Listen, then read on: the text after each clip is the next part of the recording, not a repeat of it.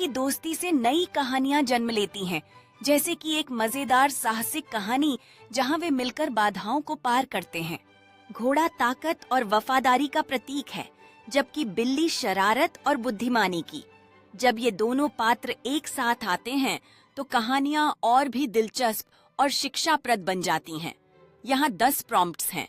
एक रात उन्होंने तय किया कि वे जंगल में एक रोमांचक यात्रा पर जाएंगे, जहां उन्हें अपने साहस और दोस्ती का परीक्षण करना था।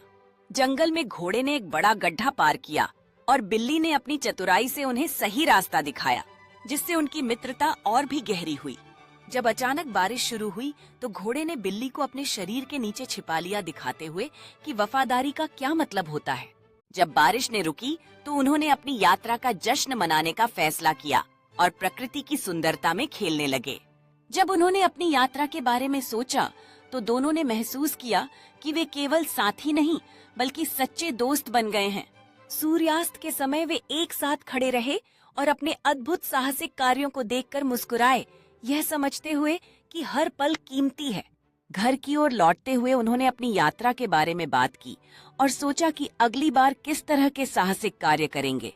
जब वे अपने बाड़े में पहुंचे तो दोनों ने एक अच्छे दिन की समाप्ति पर राहत की सांस ली, यह जानते हुए कि उनकी मित्रता हमेशा उनके साथ रहेगी।